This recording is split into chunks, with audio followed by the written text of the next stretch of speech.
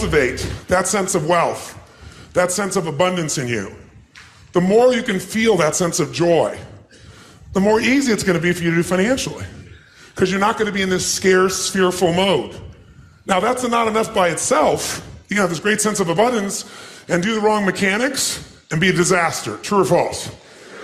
But if I had have an area to get you started with, you want to have the emotion and psychological strength, because that's going to carry you through when the mechanics are boring or frustrating, or when things aren't working out. Your emotion, your psychology is what will carry you. It'll get you to keep doing it. Everyone knows, if you've done any studies, Dr. Seligman is very famous for doing studies on optimism. And in those studies, you know what he found out? People that are pessimists are much more realistic. They're much more accurate. If you give them a test and you ask them to look at something and give you a size measurement of it, or to evaluate their own success or failure at a task, and every study Seligman's done, he did it in the University, I think Pennsylvania if I remember correctly originally, what he found was that optimists always see themselves as doing better than they really did. They basically BS themselves. What happens to pessimists, they're 10 times more accurate. But here's what he found out. What he found out is because the people who are accurate never push themselves because they know it's never going to work anyway. Whereas the optimist sees it better than it is, so they keep doing it. Because they have the illusion they did well, I'll do even better next time.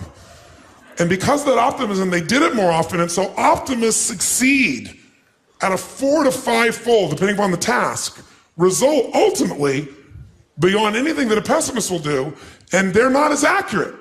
All that's a big way of saying is, if you can develop a psychology of resilience in yourself, you don't have to be optimistic or fake, you can be real. The realness is, whatever shows up, you are larger than anything that can happen to you. You are larger than any financial challenge you could ever face. Initially, we'll say, well, look at their houses, look at their homes, and they don't really have electricity, they don't have this, but they don't feel poor. It's your identity. The way you define the wealth determines whether you're wealthy or not.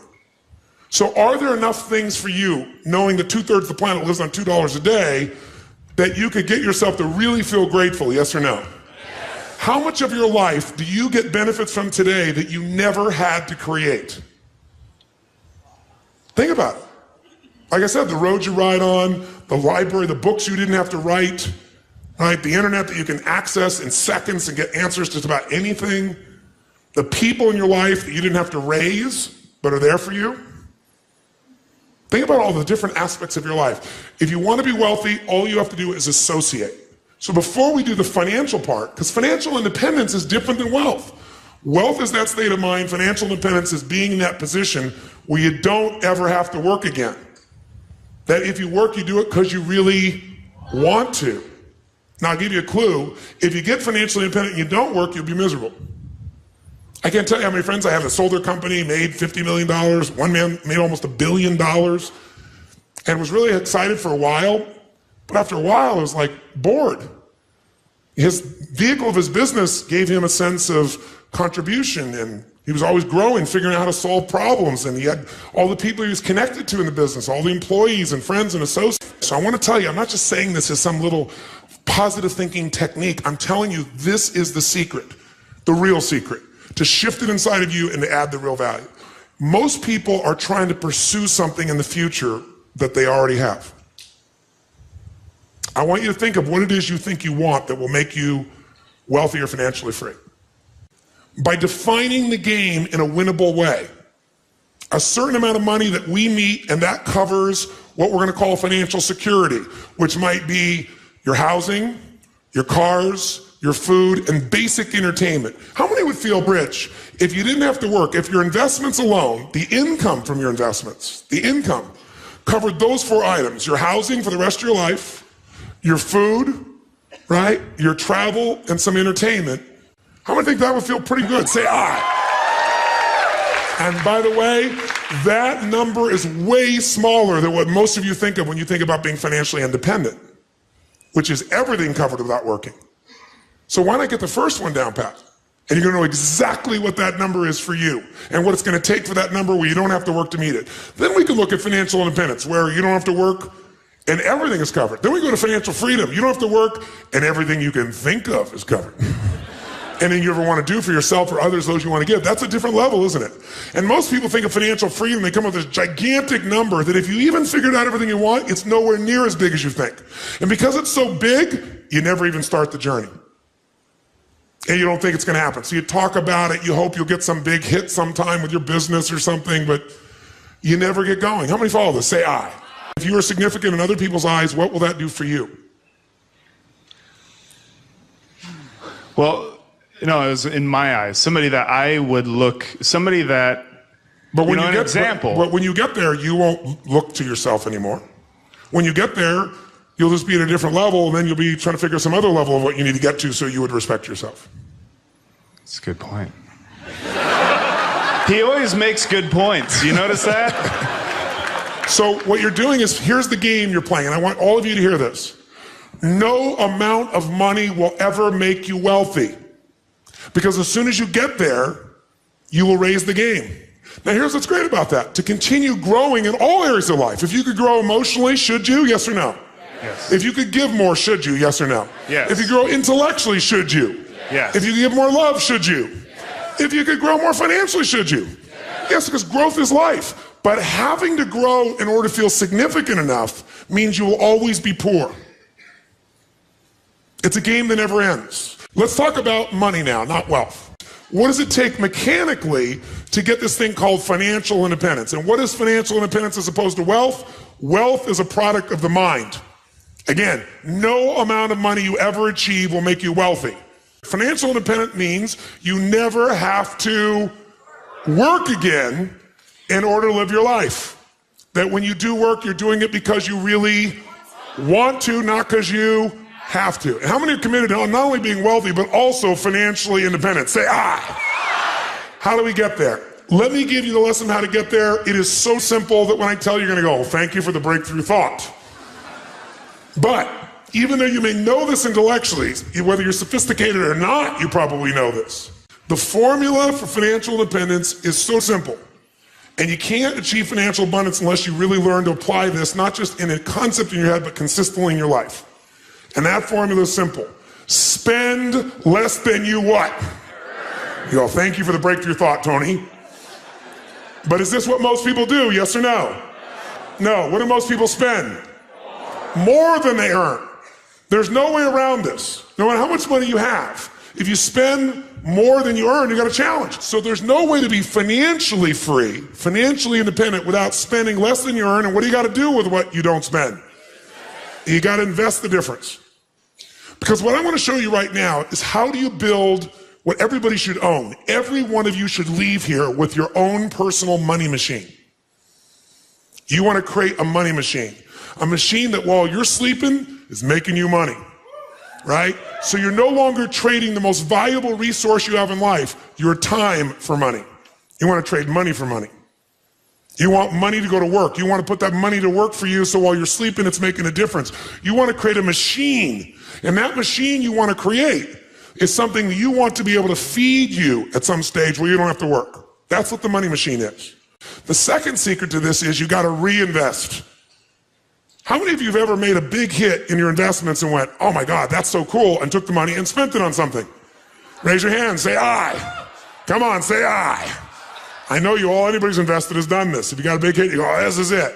Nothing wrong with that, but you got to make sure a significant amount of that you reinvest your returns so you get compounded what? Compounded growth is the most basic principle in the world. We all know it intellectually. But are you emotionally associated enough that you're really utilizing it to its maximum capability? If you don't, you're not going to get financially free. You will never get financially independent by your earnings alone. Every one of you in this room is going to lose money. Every one of you. There's no way. The person I work with, one of the top financial traders in the history of the world, top 10 in the history of the world, is not even right half the time. How could you make billions of dollars if you're not even right half the time? Not even 51% of the time. I'm going to show you in a few moments. It's known as asset allocation. It's the way you invest. It's what you do. That's what's going to shift this. So first step, spend less than you earn, invest the difference. Second step, reinvest it so you get compounded growth until you reach the home run, your money machine, until you reach a critical mass of capital, of investment capital, When you get to that critical mass, and what determines the critical mass is how much you need for the lifestyle that you want. Once you get to that critical mass, what it provides for you is what you're investing for. Who knows, no matter what investment you're doing, what are you really investing for? Whether you're investing in cars, stocks, bonds, real estate, financial instruments, what are you investing for? You're not investing for returns. That illusion will keep you from getting to the end game. If you're wealthy, here's what makes you wealthy. Income, not assets. Assets you can buy, and assets change in value all the time. You need income. This is the only reason to invest. You invest for one reason, so you have an income for life without working. And to do that, you got to build a critical mass of capital, that the interest on it alone will give you that income, and you can have the life you want without working. And the only way to do that is do those first two steps. Spend less than you earn, invest it, reinvest it till you hit that critical mass. Now, how to do that is actually a lot simpler than you think. We make things more complex than it really is. You got to think of this as your target. In order to achieve what you want, where you have a money machine, here's what you must do. You must pick out a minimum financial goal for yourself. Even to achieve your minimum financial goal, you got to pick out a specific amount of money that you're going to invest every month, every year, no matter what. A specific percentage of your income.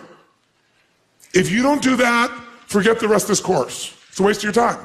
Because you'll go make a bunch of money, but you won't be practicing the fundamentals, and eventually you'll make a mistake and you'll lose it. Let me tell you another secret to life. If you do the right thing at the wrong time, you get pain. If you plant in the winter, I don't care how hard you work.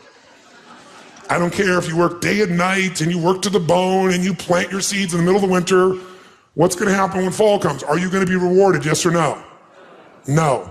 So if you don't understand that the seasons are changing, you're in trouble. What is asset allocation? It means out of the money you have to invest, we're going to create 3 buckets. Really simple way of thinking of this from now on. The first bucket is the security bucket. When you think about investing, think of 2 types of investments. There are fixed income investments, and most of you are clear what this means. What does it mean when it's a fixed income investment? Who knows? What does that mean? You got a guaranteed rate of return, assuming they deliver. And anyone cannot deliver, including the US government. They haven't not delivered, but they could. Is there risk in any investment, yes or no? So just ratios of risk. And as we know, no risk, no reward. So if you don't invest, you're going to lose if you invest at times. But if you don't invest, you've already lost and you can never win, never have a money machine, never be financially free. The second type of investment that you can make, and it helps you understand what you're going to do, is something that's going to be growth driven. And growth investments are investments where you probably have a much greater potential for growth, which means you get a greater return if you're successful. But if you're not successful, do you have a guaranteed rate of return, yes or no? No, so in a growth investment, you have the potential of greater return, but also greater loss. The security bucket is where you want to put investments that are secure by their nature. Because they're secure, is this going to give you a huge compounded return per year, yes or no? But can it give you a huge compounded return even if the number is small if you do it long enough, yes or no? So what we want to do is your first investments have to be in your security bucket, and everybody wants to do the opposite. Okay. The question then becomes, what percentage you put in your security bucket, what goes in there? Well, here's some things that go in there. If you don't have at least 2 to 6 months worth of cash that covers your overhead, you're in deep trouble. The first step to getting financially secure, not financially independent, is to make sure you got enough cash that if something happens, you can go for 6 months. You got the freedom. What else might you put in there? Types of investments. An IRA goes in here, right? Pretty secure. Insurance. The insurance is protecting you. That's part of security. What else could go in there? Your home. Don't think of your home as an investment. Because for most of you, you're eventually not going to sell that home and eat it. You're not going to sell your home and get income off it. Now, some of you maybe, you made a stage of life where you're accumulating the same homes, and eventually you're going to sell and buy a smaller home and take that critical mass that came from selling the big home, and it's going to take care of you for life. If you're doing that, great. But the place to think about your home in terms of leverage, put it in your security bucket. How many agree with me on this, by the way? Say aye. Because, by the way, if you don't have a home, you're going to be really stressed out, right? So I got to think of my growth outside my home, really. Think of your compound interest outside your home. Your home may be a bonus for you. And fixed income investments all fit in this category. Now, what's the second bucket? Second bucket is growth. Two ways you're going to learn about growth. The buy and hold strategy, which is the strategy of an owner. And by the way, that buying and holding, that is less risky to some extent than momentum because of the timing, but it can be just as risky. What is momentum trading? That's when you're no longer an owner, you're a trader. A financial trader, everybody's a financial trader. Most of you trading time for your money. Here you're trading money for money. Here what you're looking at is you're seeing movement in prices. And what a momentum player is doing is they're playing for the short term usually. Third bucket is the dream bucket. The dream bucket is you want to travel around the world. The dream bucket is you, depending upon the size of how you think or what you're doing or your economics, you want to own a condominium in Aspen. It might be the boat, it might be a trip, it might be owning a basketball team, owning an island, depends on the size of what it is you want to do. And by the way, bigger isn't better. The more you have to feel financially free, the more stress you're going to have. How many follow this? It's the opposite of what you think. The more you have, the more you got to manage, the more time, the more energy, the more risk, the more capital. That doesn't mean you shouldn't do it. Some of you are very, very driven to create and risk. That's a personality type. We know that it's crazy. I happen to be one of those types to some extent. But even a crazy person's got to make sure their security's there or their craziness at one point will bite them. How many follow? If you can get financially free for less, do it. Be wealthy now and get financially free quicker. And then lock in, you won. And then keep that stuff in your security bucket. And if you want to play a bigger game now, you've already won, and everything you're playing now, that's where the house is money. You can go for something bigger, and if it doesn't work out, you're still handled. Your security, what you're here for, is totally free. How many follow what I'm talking about here? Say I.